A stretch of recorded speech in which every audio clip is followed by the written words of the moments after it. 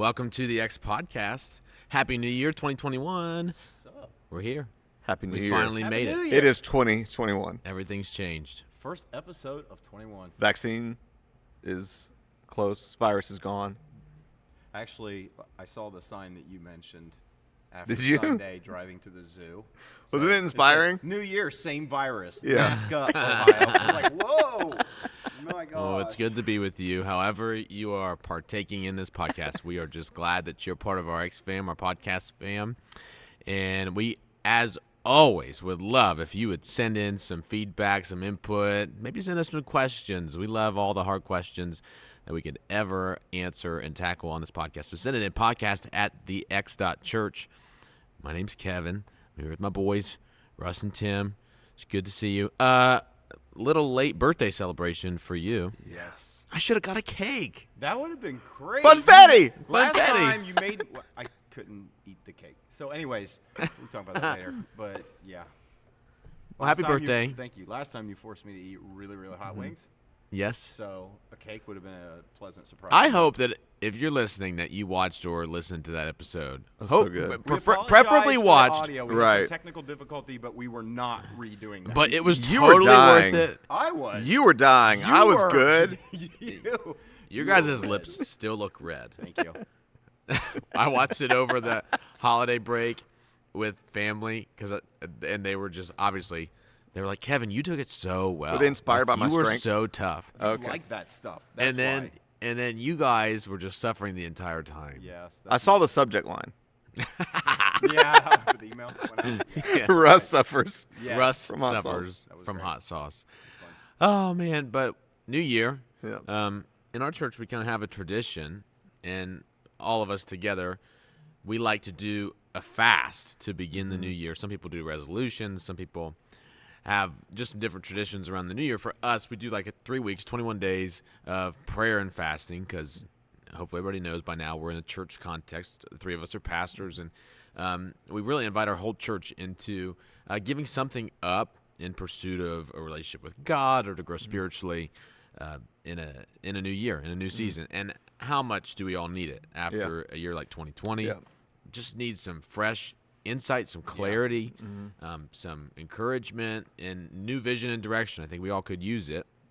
But it's funny because I don't know if you guys have had conversations with anybody that isn't familiar with the concept. We have intermittent fasting. We have also, like, that word has kind of made its way around. Yeah. But the concept of saying no to something, the concept of giving up something. Hey, let's celebrate the start of the year by not doing something that we enjoy or that we like. It's kind of a foreign concept, and I'd love to just kind of talk about the power that we can lean into when we say no. That this world is so full of opportunities. It's so full of different ideas. Like that, there's a whole concept now. I think it's a word that's just been created probably in the last 10 years. FOMO. We don't want FOMO. We have a fear Right. of missing out, fear of not doing something that we could be doing, fear of not hanging out with somebody that we can hang out with. We're always comparing ourselves to other people on socials. There's always a new hill to climb, hill to charge, new adventure to take. And so why would anybody ever say no? Why don't you take that? You go first. Why would anybody say no? Well, there are things worth saying no to. Things that are not beneficial to say no to or that could be damaging to say no to. So I think there's a lot of context. There's saying no to I think the issue is every day we say no to something. So the reason it's important to say no is if we don't say no to certain things, then we won't live for the things that actually matter. Right. Because to say yes is automatically say no. When someone says yes to a life partner, to a spouse, they're saying a million no's. Yeah. Or maybe they feel like they don't have any no's they've Are said you no to. telling us from personal experience? Yeah, I want you to know. I understand This now. podcast is for you, Russ. What are you giving up for Lent? Or Lent. You know what I mean? I had a big conversation with Lent with all my Catholic family the Yeah. other night. so that was fun. Yeah, well, for Lent, I am for Ash Wednesday. Yeah. No, for my fast, I'm doing what I usually, very similar to what I usually do. So, only drinking water and coffee. Yep. Staying pretty clean for the most part on what I'm eating, but more than anything, I am abstaining from social media, and I'm only listening to worship music unless I'm at the gym. That's my. Why? What are you listening to when Instead of trap you're music. instead of worship music? Why? Because I don't understand how people listen to podcasts or worship at the gym. I do. Like, how can you do that? How can you be in the middle of a bicep The Lord curl? is my strength. I can't, like, that doesn't, no, like, I need something that's going to make me slightly angry. Yeah. I need something, don't. I need aggressive music. I just, probably something wrong with me, but I just need something slightly aggressive Elton John. in the gym. Like a candle in the It's wind. gonna Oh my be gosh. a long, long time. So, yeah, that, What was, never mind. Move on. and then I'm trying to think. Those are the main things. On Tuesdays, I'm just doing. We're having Tuesday nights of prayer in Yeah. here, and so I'm just kind of doing a liquid fast on Tuesdays. So the better question is, what aren't you fasting? What am I not? I'm just. You're right. I am pretty spiritual. Oh, Russ like I'm giving up food and water and Yeah, trap music. I mean, what's just- left? it's just kind of who I am. I'm just kidding. That's good. What about you? what about me? What? What am I fasting? Yeah, what are you fasting? So I am. Every year I've heard you fast. I'm sweets, meats, and social tweets. That was this thing. Yeah. Is that it? Have you ever heard that? No, Yeah. no, that's new to Yeah. me. Meats, tweets, and social sweets. So- no, Meat no. sweets and treats. No, what is it? It was. I used to do meat, so I would basically go. You can't say vegetarian, it to where it sounds cooler and I than would when do. you Yeah. say it. And I would do sweets. So if it was a sweet, sugar-based product, Yeah. and not if it had sugar in it, but if it was a Sugar-based product. sweet-based, like If it was a classical no cookies, pre, Just in case you didn't know cookies, what no sweet candy was. bars, no ice cream. Well, you'd be shocked at how many foods I'm finding out have sugar in them. Oh, Because yeah. there's sugar in stuff that you would not consider a sweet. So I'm discovering that in what I'm fasting now. Yeah. In social media. no So Pop Tarts with no sugar Pop-Tarts, added. Yeah. No, the toaster strudel had sugar. I had no idea. It even says vitamin A and D on the Pop Tart package. You know what? It's breakfast, right? true. That's not Yeah. a sweet. So yeah, I'm fasting work. I thought I would Okay. just yeah. I've noticed I'm you doing haven't a been lot, in this lot week. less days at the office. Yeah. No, I'm fasting. I'm fasting sugar and carbs, so which are my two favorite things in the world. I'm fasting sugar and carbs, so kind of doing a keto type thing. Which, by the way, it's impossible to not have any carbs because they even have them in some of the greenest vegetables. I found that out, but like a 1 gram, 2 grams. So I'm fasting that, and I am fasting social media. I think that's the best fast to me is social media, to be able to disconnect and clear your mind because you hear there's so many competing voices every day. Yeah. Not telling you what to do, but just in your scroll and what you're listening to. Yeah. And I've noticed so that when I've been that's coming in the helpful. morning, you haven't been doing like your morning TikToks as Yeah. often. Yeah, look for them. Anyways. Yeah. Do you think, Russ, because you kind of came up here a couple years ago, and so why don't you tell us, is it different what people fast from state to state? Or like different geographical contexts? And I mean, is that a thing, or am I just making that up? Probably not. I think the idea of kicking the year off with a fast is probably more normative in, Bible Belt type of geography of, the Southeast or whatever. But as far as what to fast, I feel like nowadays everybody, social media is kind of a go-to for a lot of people. Some people take it. I mean, I know people that will literally just not. They'll do liquid. They won't even do any food for like the first week or whatever.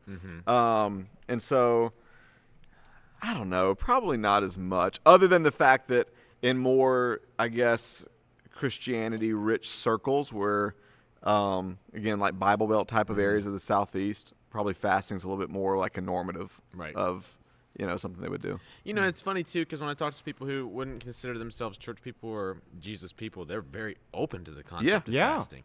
Like, there's something I think innate inside of us that we know.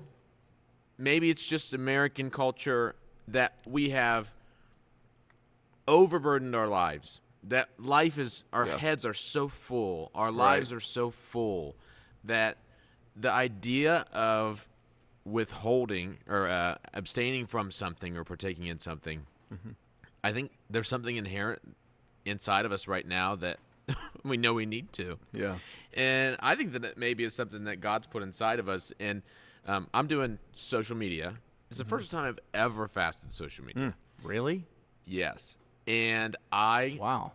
um, It's great. I recommend it for. I think every person, regardless of whether or not you're a faith person or Yeah. not, Yeah. needs to have some rhythm of fasting social well, media. what's funny, it's that I Grew up with it. That's what. well, that's I like to be on social, so I've never done that. But we're 3 days in, and I probably looked at my phone a million times, like in order to get it. But my focus is incredible. Yeah. You don't realize how distracting it is. Oh, Where just like you're always reaching for it. Every time your phone buzzes, you're reaching and looking and just getting distracted. And so I'm thoroughly enjoying it. Now, I will say, Yeah. one of the things I did years ago that I thought was super beneficial if you're going to use social media is I removed all notifications. Yeah. So if you are, I removed notifications from most everything except Yeah. for email. But my personal email, I don't get a ton of stuff, and I don't feel like I have to look at it all the time. A lot of it's junk email. Yeah.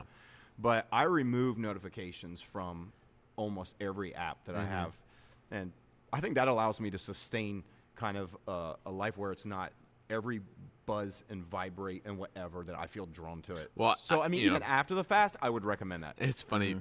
I'll look on my phone and those little red Oh, they dots, drive you those crazy, though. numbers, they like draw you in. Yeah. It's like, what is that I'm missing? But, I think it's great. I think that for me, it's kind of been the theme of my year last year. I would describe myself as somebody who can say no easily. I don't have a problem. I would describe myself as I don't have an issue with saying no to things. But at the same time, last year I realized how many things that I wasn't saying no to, that I needed to say no to. And I don't know if you guys have ever had that experience where maybe you've looked around to your left and to your right in your life and you've thought, man, I am doing too much. I am saying yes to too many things that aren't of value, that aren't the direction that I want to take my life. And I don't know if you guys could describe any moment in your life like that. Oh yeah.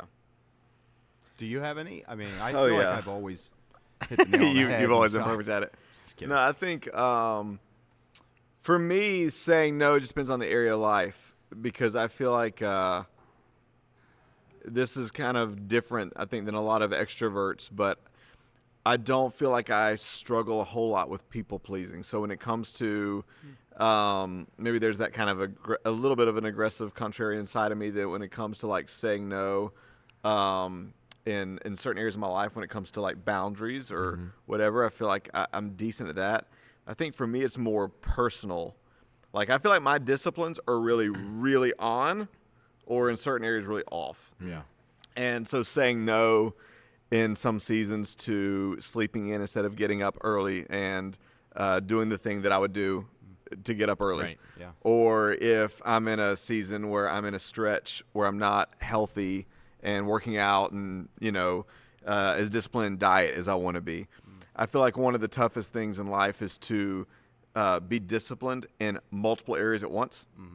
And so, yeah, I definitely resonate with times in my life where I'm like, no, okay, whether it's a project, writing the book, no, this weekend I don't need to keep going out to restaurants and keep going out to do this and Yeah. finding things to distract myself with and going to the movies. I need to say no to all those things so that I can focus on the one big thing that a year from now will matter. Yeah. That's true. I think as you ask that question, there are a few things that come to my mind that I've struggled with in saying no. In some areas, I'm really disciplined. then there's other. I think there's a few things I can think of, like professionally and personally. Personally, I think one of the things that I've grown in maturity, but I'm the type of person that when my mind gets locked onto wanting something, I do not rest until I figure out a way to get it. And Give me an example. it doesn't matter whether it's just it's a purchase. It could be like whether it's like, oh, I really want those pair of shoes, or oh, I really just anything like that. It's just like a simple purchase, or it could be even as bigger as like, oh, I want a new car.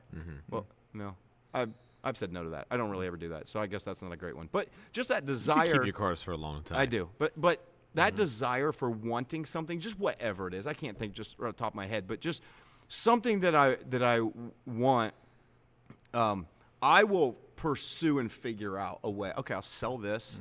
Okay, I'll wait here. I'm gonna get this, but I will figure out a way to get it, one way or another. Yeah, I feel And like so yeah, that for me has been like trying to teach myself to go, I want that, I don't need that, and is that really a good idea right now? And a lot of times it's not bad. These aren't bad things.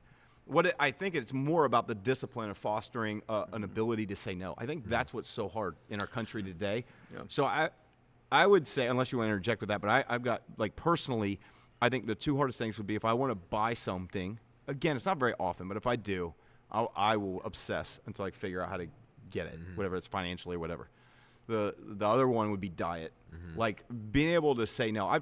I've been graced with a high metabolism. I always have worked out, and I think So it's cocky. And I think it's just has nothing to do with it. I didn't get to pick my metabolism. That it's just afforded me to be able to kind of eat whatever for most of my life. You know what I mean? Here and Yes, there, but I it's, know. you know, Yeah, I've we been to know. lunch with it's you. afforded me to eat however I want. Not always, but yes. Yes. Right now, it's not that way, and so that's part of why I'm doing this particular fast, and it is because I really needed to be able to Yeah. say no. I need to be like, and because I want to start trying to change my eating habits. And I Yeah. say that every year, but I need something like this to kind of develop new patterns. That's Yeah, what I like no, about 21. I resonate with that. I too am cursed with this kind of. I mean, really, it's a privilege, but that I can eat here pizza we every go. night, and the six pack never really fades. It's I don't have a always six-pack, there. So But I do resonate. Yeah, I was gonna say, like, from a past episode we talked about passion.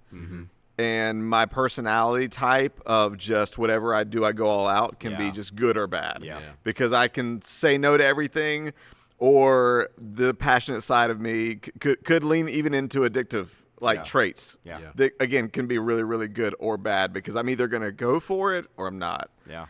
And I think professionally, so in ministry, I think it's been hard to say no because here's what my struggle is in. Every time I'd be asked to do something, it would be hard for me to tell people no because I want them to approve of me, like me, do whatever. And so any request. And it's taken me a while, and I think it's still a struggle that I have. I don't do a lot of weddings. I don't do a lot of funerals anymore. Honestly, that's just for a capacity thing and my role in what I'm trying to do. And we hire staff and pastors who are good at them and can do those things and have the time. Why? Because they're not spending half of their week trying to prepare a message for the weekend, and they're not dealing with maybe the budget stuff, and they're not dealing, with Yeah. some of the projects that we've had to do. And so because of that, that can cause issues, can it? what? Oh, Well, some people It's think hard that if you're to the say no pastor, to doing a wedding. huh? It's hard to say no to doing a wedding. Well, it's hard to say no to doing a funeral. You feel bad because you feel like first of all, it's one of those things where it's like you feel appreciated when they go, I really want you to officiate my wedding. Yeah. Like, that's a good feeling. It's like, okay, wow, you value, that you would want me there, Yeah. really to officiate it. And a lot of it, I get it, is because they may be in our church and they sit there every week and I'm the primary, preacher. And so they're receiving spiritual guidance from me on a regular basis. And so they go, I'd love to have you there. And even people, there's a thing too where people really come to faith within a church or something that pastor or preacher really becomes much like a spiritual father figure to them. Yes. And so it's like you want that person there. I totally understand that. The size of our church doesn't make that really possible, or if it does, I'd be doing them all the time. Yeah. And so what's taken me so long, and I'm still there. It is a constant struggle. I just had somebody that I have not talked to in 12 years, who had a family member pass away that wanted me to do the funeral. And I had to kind of make a decision. And it's hard because I had the internal struggle that what are they going to think about me? How are they going to make me feel? And they don't even go to our church. And I just kind of had to politely say, hey, we have staff pastors that we want to do it. I can't do that. There's so much going on, especially at the beginning of this year, that I'm trying to focus on and do. Yeah. And so what I've kind of come to learn is that it's not that I can't always make time. It's that when I say yes to somebody, which every time I'm asked, there's part of me that wants to. I have to say no to somebody else or something else that maybe I'm called to do, or my family time or something like that, because it's not just the wedding, it's meeting with people, it's, preparing, it's going to rehearsal night, it's going to that. And I don't mind doing that. It's just, so that's just an example. It could be, oh, Pastor, I want to meet with you. Well, everybody wants to meet with me because I might be the primary preacher on the platform. And it could be a counseling thing. It could just be like, oh, I just wanted to get to know you. I think that's awesome. There's a people person in me. I want to get to know everybody. Right. But it's like even recently, like I kind of been talking to you, and I don't kind of manage my schedule anymore. I've really kind of had to hand that off. It was weekends, especially in our new facility, 5 or 6 requests. I had weekends where it's five requests a weekend. Hey, if you got some time, I would just love to meet with you, and I would love to connect with you. And a lot of these things are things that you could absolutely meet with them and answer questions if they're new to our church or whatever. I'm not opposed to meeting with people in the church. And I'm really still fun. do it. I'm really a fun conversation. I know to have, you are. Like I'd love to talk with somebody. And I Just understand. kidding. I understand that perspective because you go to a church, you want to connect with the pastor because you want to feel like I can connect with the pastor. Yep. And I want to make. That's why I stand. A lot of pastors and larger churches don't do this. I stand out in the foyer before and after the experiences because I am such a people person. I want to connect with people. I want to say hi. But I think it's Right. funny that you said I'm not a people pleaser. I And am. I think that we all are a little bit. Like humans not. should be people pleasers. I guess I mean more from the negative connotation. Not that anybody doesn't struggle with that to some degree. Yeah. But But okay, let me push back on you a Yeah. little bit. Because what makes you say that you're not a people pleaser, but when you are also the biggest advocate I know of, so like when you're speaking, getting support from a room, like what you're saying, you want to know that it hits the people that you're talking to. And so you'll teach, you're probably the most passionate person I know about getting people to talk back to you while you speak, And I'm not saying you're a people pleaser. I'm saying why would you say so adamantly that I'm not a people pleaser? What's the aversion to that? yeah, I think several things. I think one, yeah, absolutely. Like the atmosphere of a room matters. And yeah, you want to know that what you're saying. I think there's a difference between like people loving and people pleasing. And so for me, the connotation I have in my mind for people pleasing, first off, I think in a spiritual context, Paul said if you live to please people, you can't live to please Christ. So people pleasing, not in the form of I don't want to love people or encourage people, but in the form of do I have this unhealthy, insecure fear and dependency on what people think to the point where it cripples what's valuable in my life. So practically, like I have had to learn and balance my love for people and the fact that I am an extrovert and I love to be with people to can I set healthy boundaries to refresh myself on a weekend so that I don't burn out and I'm still full to actually love people when it matters. Can I people pleasing to the point of another practical example of I guess where I'm sure I struggle with it, but I don't feel like I have so many other struggles that I just don't feel like that's the main one. Yeah. And so another practical example would be I feel like one of my areas of non-struggle would be confrontation, where most of the people I know who would say they suffer from people pleasing, one of the first symptoms is they're afraid to confront. And for better or worse, that's something that's not one of those areas that I'm usually afraid to lean into. Yeah, I think about my wife. Andrew's the sweetest person you'll ever meet, and doesn't love to say no. Yeah. Like there's multiple times over the course of our marriage where, and I've done this too. It's just she's a easier target because she's so sweet, where she doesn't love to say no, and she will say yes to dinners and yes to all these things because she genuinely wants to be with people, but that there's sometimes boundaries you have to draw with a no. And I was reading this article on Psychology Today. It was interesting. I just want to read an excerpt from it and see what you guys think. It says there's a lot of talk and a lot to be said for the power of yes. Yes supports risk-taking, courage, an open-hearted approach to life whose grace cannot be minimized. But no is a metal gate that slams shut the window between oneself and the influence of others. It's rarely celebrated. Yeah. It's a hidden power because it's both easily misunderstood and difficult to engage. And I thought that was interesting. Like this, no, when you receive it, has a super negative connotation. Oh, Right. yeah.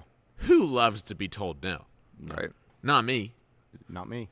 Not me. Yeah. And I think that how do you tell somebody, okay, I think about moms who discipline their kids. There's some moms who are super, love disciplining and love to tell their kids no. There's other moms who have a really hard time with telling their kids they can't do something or have something. It seems like stealing joy. It seems like thwarting happiness. It seems like crushing an opportunity. And there are people who, have a really hard time with no. And so why is no not negative? Why is no not negative? Well, it is negative, first. So I think in the context of that is we don't understand sometimes the power of what no leads to and why it's so valuable. I think one of the things that's interesting because they brought up the power of yes and how it's optimistic and how well received it is versus no. And one of the things I heard several years ago that kind of challenged me because I've always kind of had this funny, it's funny, in our relationship, my wife and I, and our family, she's the yes person, I'm the no person. She would, and I'm not saying she won't say no, but, my daughter asked, hey, can you go drive me to Pennsylvania so I can do this? Oh, yeah, I think we could probably do it. It's like, I'm like, heck no, I'm not driving you to Pennsylvania. You know what I mean? It's extremely, But she would be like, I want to figure out how to do it because, well, she wants to do that, and I would love to make that happen for her. Yeah. And so my first response, Which is so admirable. it is great. I mean, I don't want anybody listening to this thinking No. that those types of responses. She's amazing because of Yes, that. the best people in my life, She'll be people that have like- made things she'll be happen like, at "Can their you-" own inconvenience. Yeah, can you drive me over to get my friends and pick them up and go to Taco Bell and do something? No, it's 12:30 in the morning. Yeah. My wife's like, yeah, all right, get the keys. Let's go. You want to go? I'll go get them. And I'm like, I'm tired. I'm not doing that. So I heard this thing several years ago as a pastor, I think, that was talking one time. And it kind of challenged me a little bit. And I don't think I've been great at it. And a lot of times I'm joking when they just, but he said, I don't want the first words out of my mouth to always be no. Right. And I think as a parent, like that, like it kind of challenged me. It's like when my kids go, Dad, can I have this? No. And even if I don't mean no, I was just jokingly would just say it. And it kind of like, I say no first. With them, here's what's funny. I struggle with people outside of the family. Yeah. Do you know what I mean? Yeah. Whereas it's funny is like we would maybe switch roles where I have a hard time, and I think that's a I'm going to say a flaw, but that's a challenge that I have personally. I'm not saying it's because I'm an Enneagram 3, but I do see like that such that image conscious type of thing that I care how people see me. Yeah. That I don't want to let them down, and I feel like they'll be let down if I say no.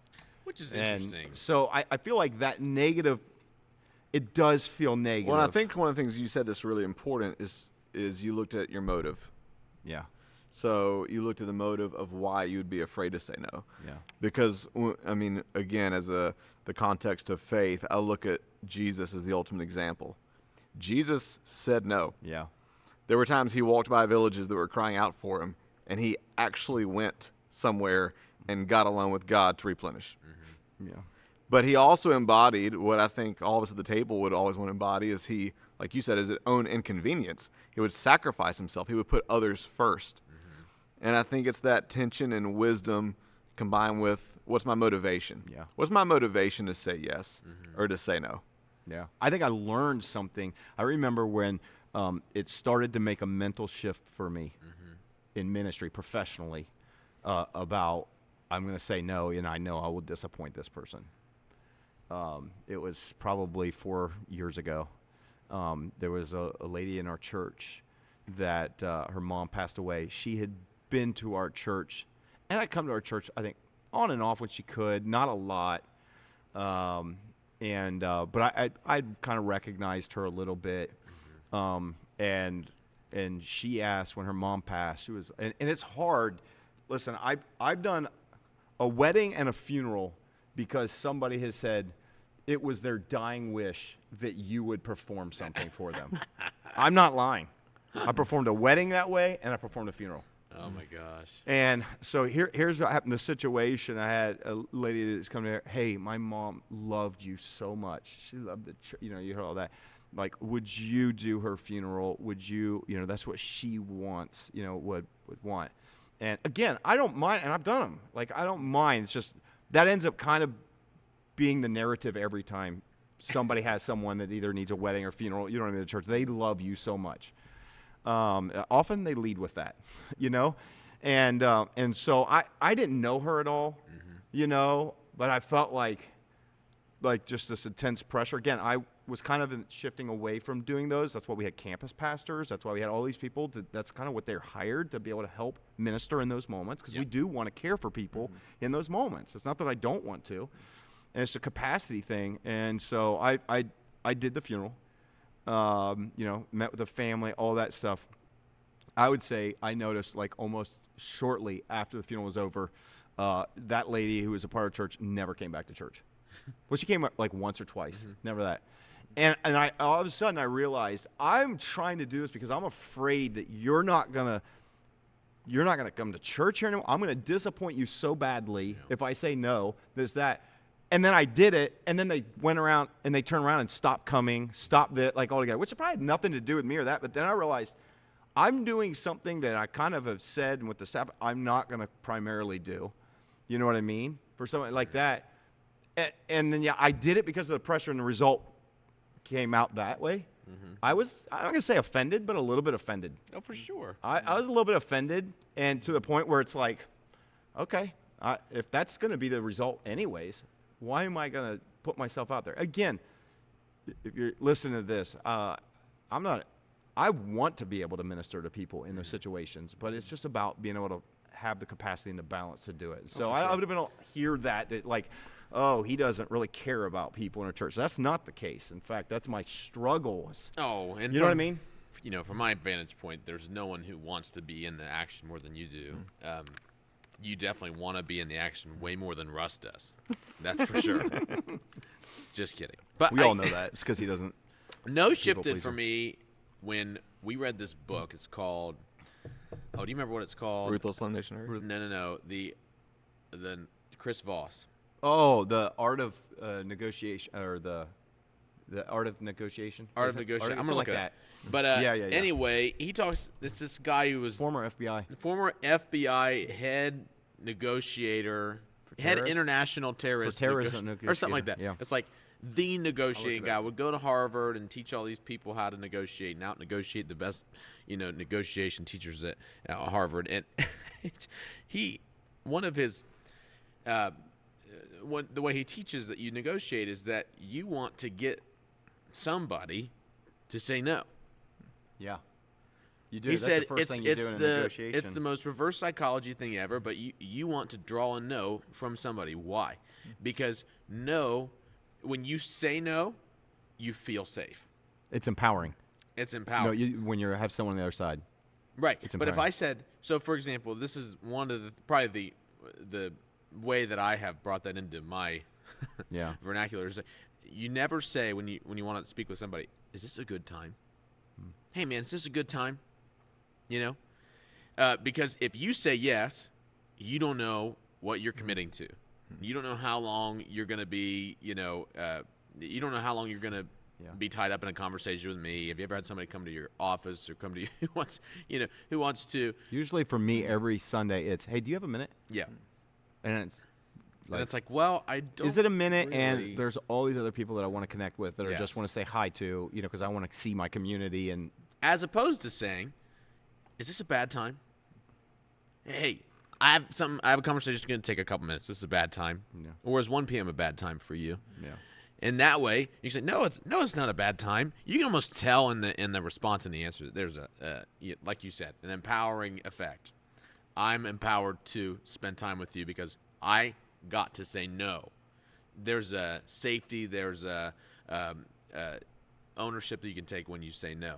And I just think it's interesting that, and what I'm hearing you guys say, and the theme that's woven throughout this conversation so far, is that we all have to, at certain points, and we know this inherently, but we all have to say no. And if we say yes to the wrong things, we're saying no to the best things. Mm-hmm. And so how can we say the difficult no's so that we can say the best yes? Does that make sense? That's one of the concepts of Chris Voss's book. It's called Never Split the Difference. Yes. I just looked it up while we were doing this, and he talks about you get people to say no to get to the yes. Yes. Right? It's a sales technique to get people to do that. So what you're kind of twisting that though and saying, how do we get? Is that what you said? How do we get to the place where we understand? Is that what you're asking? Like that we say no to get to a better yes? Sure. I think that we will oftentimes avoid the difficult no Correct. because it's difficult. It is. But understanding that we have to engage in the difficult no in order to get to the best yes. I agree. I think the only way that you can get to that place is if you deal with the internal motivation of why it's hard to say no. I don't think you're just going to go, oh, you heard him talking about that. Well, I'm just going to start telling people no because Right. it won't last. I think you have to kind of do like we're saying, go, why am I struggling to say no to every request that comes through? Even though I know that's not what I should be putting my energy into. That's not what I should be putting my focus on. And for me, like I said, when it comes to, again, you separate to professionally, I think it's just taken a long journey, but a lot of it is just an internal self-awareness. I have started to see more lately that though I fit stuff into my schedule and I can make anything work, because I've figured out how to make everything work, that what I'm not realizing is getting robbed is my energy and my capacity to create something else that would be significantly valuable in our church, our community, or whatever. Yeah. And by cramming everything that you can imagine and saying yes to everything, every person that wants to say, hey, do you have 5 minutes? Do you have this? Can I meet and talk with you? Can we get lunch? I mean, there's some weeks where it's like, and now because we do this, I have almost no window open, but then it's like, hey, can we do lunch on this? And I have people from the church that want to. So I've had to kind of it's a journey. I'm not there yet, but the internal motivation of I struggle because I want to please people because I care way too much about how they think of me. Yeah. I think that is kind of, but it's only come through trial and error. It's only come through kind of like doing stuff and then getting hurt. Yeah. And for me, and so I do think you have to deal with that internal motivation because some I think are, like you said, some are. I think it's a bigger struggle than others. And it's like I will confront stuff, but I don't love it, which some people might be surprised because I could be somewhat confrontational, but I don't necessarily love it. Whereas you probably lean in way quicker and way faster than I do, and it's probably connected a little bit to that, which is funny because we're the same Enneagram number. But We are, yeah. Yeah, I think part of it is wiring and personality. Part of it is, I think some of the roles have been put in. And I think part of it is I always think the pain of confrontation is nothing compared to the pain of what's left unaddressed. yeah, And I know we're joking, but part of me having to say no is because I do love people. Like, I do love being around people. Like, I am constantly, I don't want to say, especially somebody that doesn't know me the way I'm describing it, I am constantly in coffees and dinners a lot.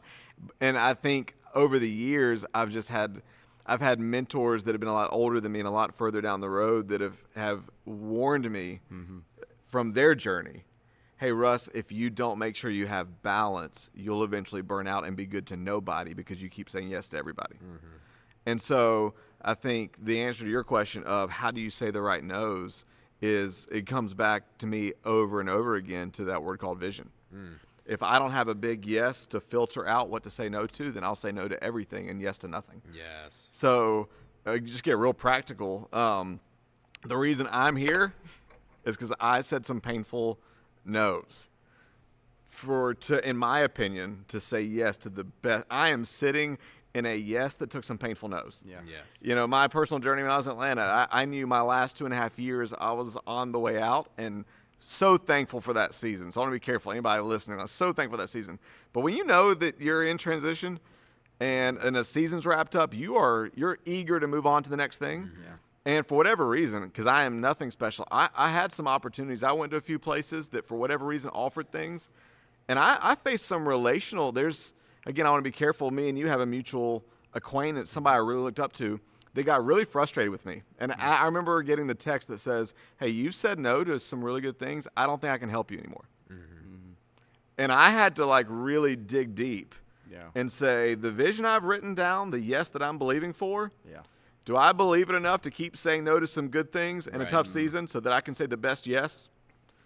And praise God, that right now, I'm so thankful that I'm sitting in what I waited to say yes to. Yeah, I love that. And so I think, to me, to get practical, 2 ways to, maybe a phrase would be to grow your no. Yeah. Is I think the biggest thing is vision. If you don't have a big yes, that'll filter out. I agree. To filter out your nose. I think the second thing, I think no's like a muscle. That if you don't learn, actually when you threw out the topic on Monday, there's been a couple times since then where I was like, just for the fun of it, I want to grow my no.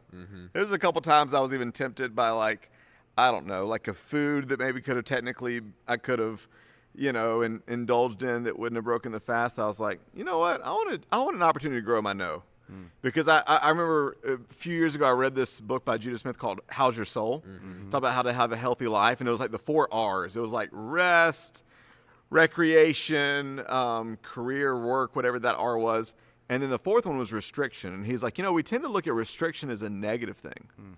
He said, but if you think about it, healthy restriction is actually one of the most beautiful, liberating things for your soul.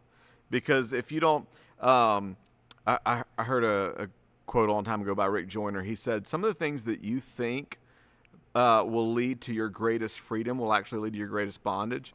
And some of the things you think will lead to your greatest bondage will actually lead to your greatest freedom. And I think, one of the things we learn is the ability to say healthy no's is actually one of the most life-expanding things. For sure. I think a great example of that comes to my mind that I've preached on this as well, and when it comes to finances, is people don't understand that, and that's why I agree with what you said about vision. If people don't have a vision for their finances, like a vision that we want to be out of debt, or a vision that we want to live with this much margin, or a vision that we want to have this much of an emergency fund, or we want to save to go on trips, then they're going to say yes to everything impulsively they want. We want a new car. We want to go on this vacation. I want to buy her this new ring. I want to, and that's what plummets people into, as you said, bondage. Debt is bondage.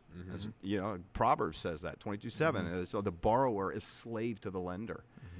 And I feel like one of the things, a message that I shared years ago when I was talking about debt was, and this I think was to help people, because I think it's the hardest thing to get out of debt.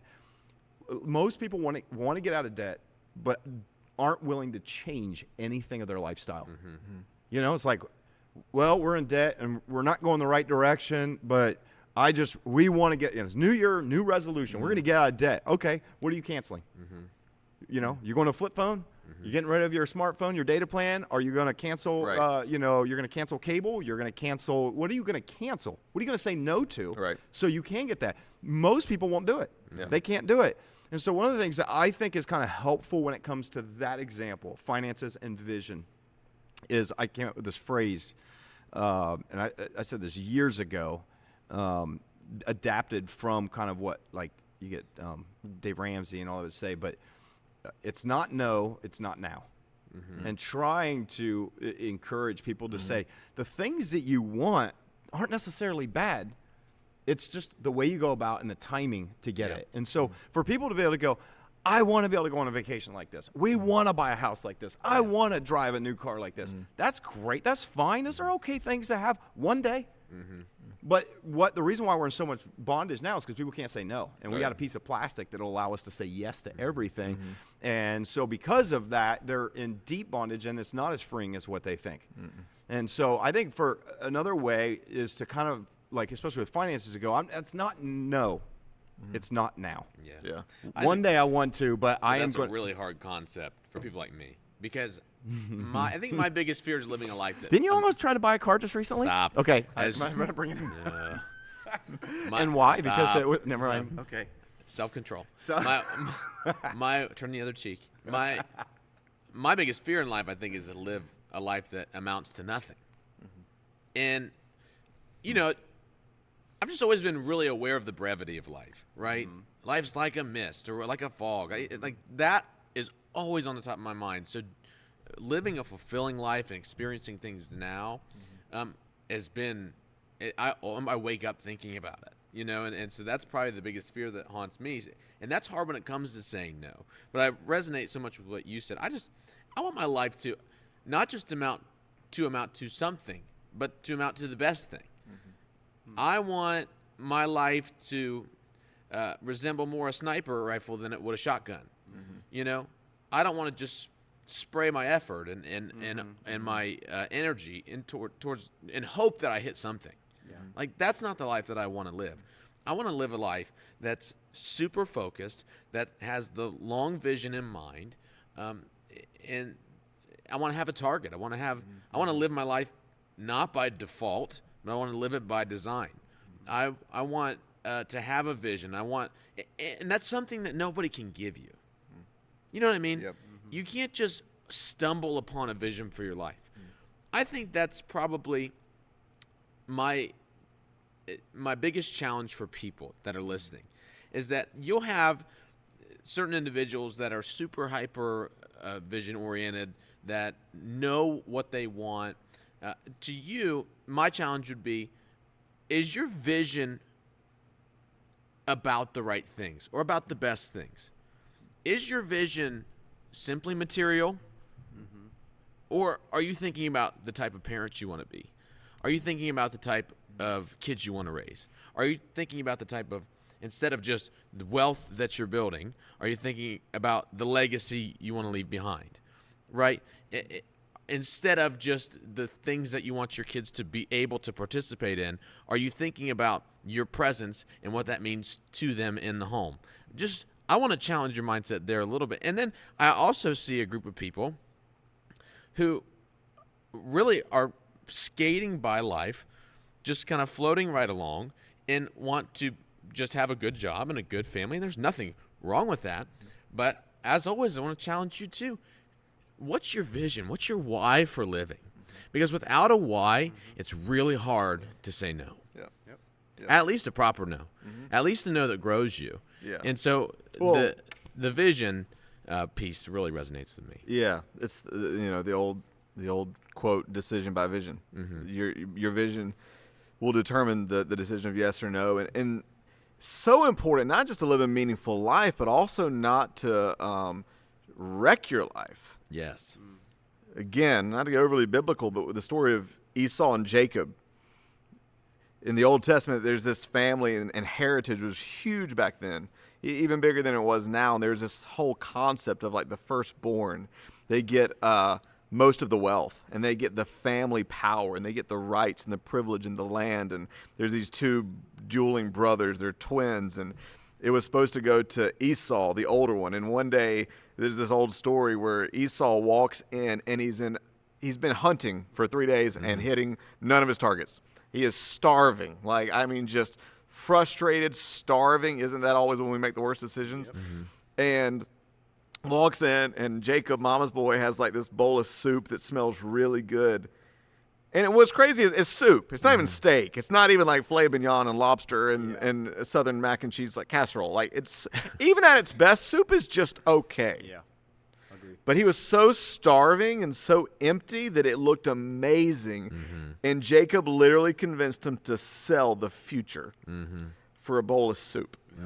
That's the power of vision, not just to have an amazing life, but also like in the empty seasons and the dry seasons and the painful seasons. My worst mistakes have been in those seasons where I felt so just dry and empty and hungry, and I got to fill myself with something, and I lack the self-control to say no, because really, no is a self-control thing. Yes. And one of the greatest ways to grow that self-control in a practical way is to keep the bowl of vision greater than the bowl of the moment. Right. So that I can say no to that to say a really good yes later.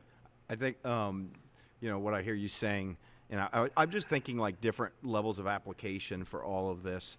In your marriage, learning to say no to someone outside of your marriage is something that can keep you from wrecking your marriage, right? And it's going to be in those hard seasons. But how do you do that? You have a vision for what kind of marriage you want to have, right? You can apply that to anything: finances, parenting, your professional life. One of the things that I love you said about learning to grow your no is here's where I would challenge every single person listening or watching this. If you think that it's weird to do a fast, I would argue and say that is a great way to grow your no. That's good. Yes. Yeah. So if you kind of go, oh, that's weird. Like, I'm talking about people in the church, people that believe that go, I don't really do fasting. It's hard. I know, but you know what's harder? Saying yes to the wrong things and it messing your life up. Right. And so I would just kind of bring it back to the idea of the fast. One of the things that I love about it, but I hate, it's a love-hate relationship with fasting because I love food and I love eating, but I love the rhythm of it because it is teaching me to say no. And a fast for me is different than a diet. And I'll tell you why. A lot of times there's similar things physically, okay, but I approach it differently. Even though you can kind of, you're fasting foods, which you could say is a diet. And there's a lot of people that fast foods, different foods for bodybuilding, and they fast foods, and it's not even spiritual. They give up certain things. For me, where it's different is a fast is a commitment to God. Yes. I can't break it. Yes. I can't even be tempted to break it. I mean, I'd be tempted to want to eat something. I came out last night of my room. It was late in the evening, and I probably had 700 calories of food, maybe, yesterday, all day. Like today so far, I've had a handful of almonds. That's all I've eaten today. And I come out of the bedroom, and I smell this food, and my daughter is opening up Orly took my daughter to Taco Bell again. No, they had a waffle iron open, and she was like making waffles. And Audrey's like, "Hey, do you want a waffle?" I was like, "No." Yes, but no, I don't. But The power but then of a then she was no. like, "Oh, I'm sorry, I forgot you were fasting." You know what I mean? It's like I'm sorry, tempted. I almost can't be tempted in a fast because it is a commitment that I've made to God, and I feel like I cannot break that. Yes. So there's something about the spirit, and that's not the whole reason why I do it, but I do believe it's growing my ability to say no. Doing a spiritual fast and creating room to say yes to something that God can do in my life. And so that's when we talk about a no to a yes, fasting and prayer to me is a no to a yes. I think that's a great way to put a bow on this conversation. And I'll just say, the models in my life of self-control have been leaders in the church. And so I learn every single day from watching the people that I love and admire and respect and look up to, because they take self-control, they take their no very seriously because they have a big why. They have a big vision. They have a big yes that they're chasing.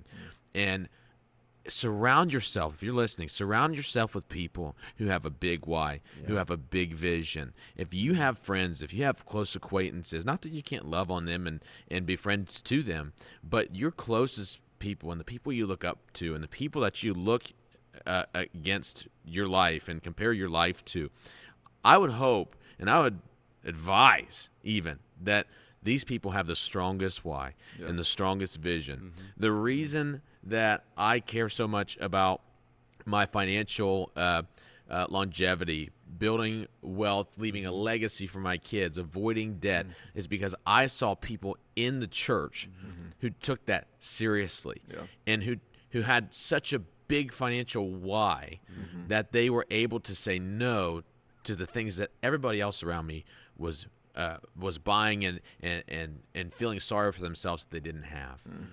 The reason that I care so much about having a devotional life every single morning is because people like you guys who your strength and your joy and your vision comes from that time you spend with God first thing in the morning. You say no to a lot of other things so you can carve that time out. And that's transformed who you are. And your why is so huge that it's hard not to be encouraged by it. It's hard not to be filled by that.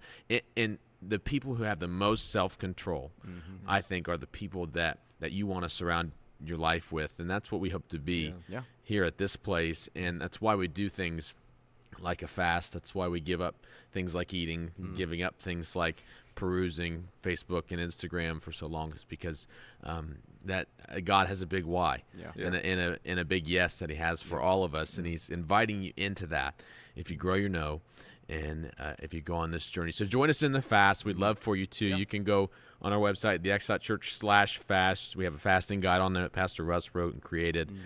We love for you to hop on if you're not fasting, social media or Instagram Daily Encouragement. And we hope that this is something that God can use to really pour vision into your life. And if you're feeling like there's nowhere to go, you don't know where to turn, that God has a purpose for you, God has a plan for you, God has a vision for you, and that we're all testaments of that. So we love you if you're listening. I love you both. You guys are gifts to me, and I can't wait for next week. Awesome. Let's do it.